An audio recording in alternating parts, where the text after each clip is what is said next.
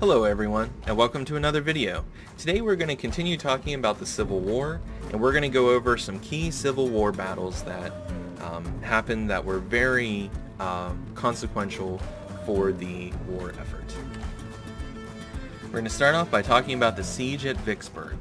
In the early stages of the war, the North had only limited success in achieving its military goals, but after months of difficult fighting and military setbacks, the Union enjoyed some stunning military successes in 1863. Though there was much bloodshed to come, that year marked the beginning of the end for the Confederacy. Vicksburg stands well protected. Although Union General Grant's troops battled the Confederates in Kentucky and central Tennessee in late 1862, the major focus of the Union's western campaign remained the Mississippi River. The Anaconda Plan depended on gaining control of the river and cutting the South in half. Yet, after 2 years of war, the Confederacy still had strongholds at Port Hudson, Louisiana, and Vicksburg, Mississippi. "Vicksburg is the key," Lincoln proclaimed. "The war can never be brought to a close until that key is in our pocket." So he understands that Vicksburg is going to be vital to the South, and by taking control of it, you're going to bring about the end of the Confederacy. Grant made several attempts to fulfill Lincoln's goal, but it was a daunting task. The mighty Vicksburg fortress towered high above the waters of the Mississippi. Along the city's western edge, Confederate gunners could rain deadly fire on any gunboats that might approach. In May 1862, they thwarted one such assault under Union Admiral David Farragut. Grant even tried digging a canal so that the Union ships could bypass the stretch of the river dominated by the Vicksburg batteries, but the attempt failed. Vicksburg's location also protected it from an attack by land. A Union assault in late 1862 stalled out in the labyrinth of swamps, creeks, and woods guarding the northern approaches to the city. So Vicksburg is in a very fortified position. The Union is trying, but they just can't seem to break through, can't seem to get to it. What are they going to do? Grant surrounds the city and fort. In the spring of 1863, Grant devised a new plan to take the Confederate stronghold. First, he marched his troops southward through Louisiana to a point south of Vicksburg. At the same time, he ordered a cavalry attack on rail lines in central Mississippi to draw Confederate attention away from the city. On April 30th, some 20,000 of Grant's men crossed the river and headed northeast to capture the Mississippi State capital at Jackson. After sacking that city, the Federals turned west toward Vicksburg, gaining control of the main rail line leading into the city and fortress. Vicksburg was completely cut off. Grant launched 2 Federal assaults against the Confederates, but failed to break their defenses. So, on May 22nd, he placed Vicksburg under siege. A siege is a military tactic in which an army surrounds, bombards, and cuts off all supplies to an enemy position in order to force its surrender. For more than a month, Union guns kept up steady fire from land and river. One astonished resident noted, "Ladies walking quietly along the streets while the shells burst above them, their heads meanwhile protected by parasol." The constant fire and lack of supplies gradually weakened Vicksburg's defenders. Finally, on July 4th, 1863, the Confederate commander concluded that his position was hopeless and ordered his forces to surrender. The siege of Vicksburg was over. Days later, after it learned of Vicksburg's surrender, the Confederate garrison at Port Hudson, Louisiana, also surrendered to the Union. With its last strongholds on the Mississippi in Union hands, the Confederacy was split in two. So, the Mississippi River was vital to the Confederates. They needed that river in order they needed to maintain control of it so that both sides of the Confederacy could be connected. But once the Union shut that off, and it essentially divided them in two, they couldn't all join themselves together. So this is one of the first things that is going to eventually lead to the downfall of the Confederacy. So, a siege. A siege is when the one army is they're trying to take a city and they can't break in, so they just surround it. Nothing gets in, nothing gets out. So eventually the city is going to run out of supplies.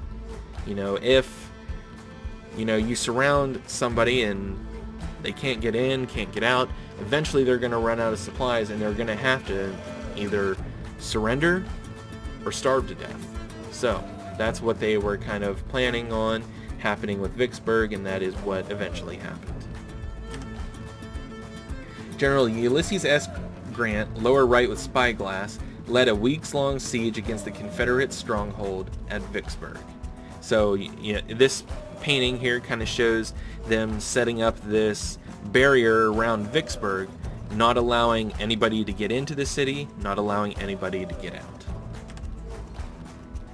Confederate advances are met at Gettysburg. While Union troops advanced in the west, the situation was different in the east. Despite claiming victory at Antietam, Lincoln soon replaced General McClellan for failing to pursue the retreating Confederates. McClellan's successor, General Ambrose Burnside, headed south hoping to win a decisive victory. Confederate advances are met at Gettysburg. This 1862 photograph shows part of the battlefield at Fredericksburg. So as you can see in this picture here, this is showing how flat the land was where they fought at Fredericksburg. Okay, here's a map that kind of gives you an understanding of what the battlefield at Gettysburg kind of looked like.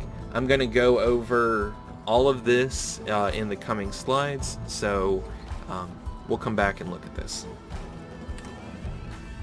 Victories emboldened Lee to go north. The Army of the Potomac met General Lee's Army of Northern Virginia at Fredericksburg, Virginia, in December 1862. Burnside had 120,000 troops, while Lee had fewer than 80,000. But Lee, aided by General Stonewall Jackson and James Longstreet, soundly defeated the new Union commander. Union casualties were more than double those of the Confederacy. Lincoln replaced Burnside with General Joseph Hooker, who launched his own offensive against Lee in the spring. The two armies clashed at Chancellorsville, just west of Fredericksburg. Once again, the Confederates overwhelmed the Federals. So the Union is losing a lot of battles against Lee. You have to remember, Robert E. Lee was actually President Lincoln's first pick for leading the Union Army. But then, as we all know, General Lee decided to give up his position in the Union, and he went to go fight for the South. The loss at the Battle of Chancellorsville was devastating to the Union. Upon hearing the news, President Lincoln paced the room muttering, "What will the country say? What will the country say?"